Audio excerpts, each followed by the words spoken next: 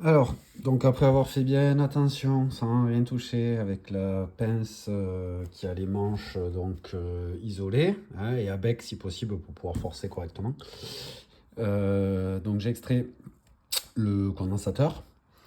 J'ai débranché donc la diode également. Et là, ce qu'on va faire, c'est le test de la diode. Donc ce que je vais faire, c'est que je vais essayer de vous caler pour que vous voyez.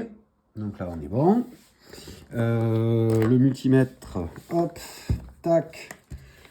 Là, vous avez une lecture. Donc, toujours pareil, si je touche, on a le petit son.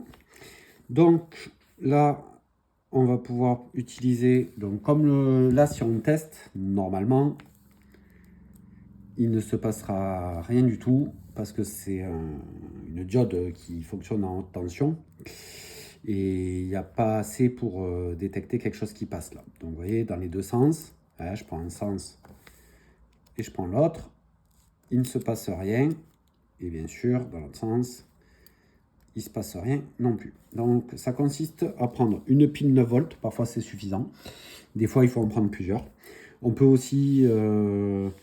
il y a un autre système pour tester, mais celui-là est assez rapide et ça permet de voir. Donc, je mets une des bornes. Là, on va pas se soucier. Là, on doit tester dans les deux sens.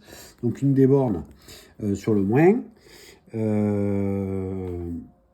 Ma pique moins sur l'autre borne de la batterie, le plus, et je viens toucher l'extrémité de ma diode. Bon, là, dans le sens, elle laisse passer. OK.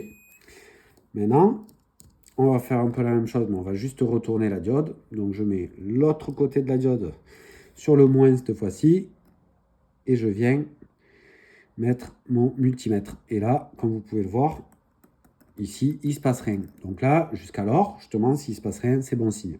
Parce que la diode, elle doit être passante dans un sens, mais elle ne doit pas être passante dans l'autre. Hop, on pourrait faire le test comme ceci également. Hop, il ne se passe rien. Et si je fais passer ce côté et que je fais comme ça, là pour le coup, vous voyez, il ne se passe rien non plus. Donc on va essayer de bien le faire plaquer pour voir que ce ne soit pas... Hop, donc non. Je reviens dans ce sens. Il ne se passe rien. Donc il faut bien attaquer la diode avec du côté moins. On positionne la diode. Hop, elle est passante.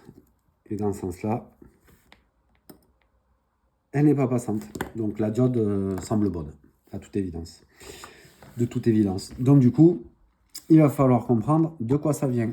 La suite de la panne. Donc on continuera les tests dans les vidéos suivantes pour éventuellement voir s'il y a une procédure de test pour le condensateur et également une procédure de test pour le magnétron parce qu'il y a bien quelque chose qui fait sauter le fusible haute tension qu'on a vu dans la vidéo précédente. C'est pas juste lui qui a sauté pour le plaisir. Donc il va falloir en trouver la cause.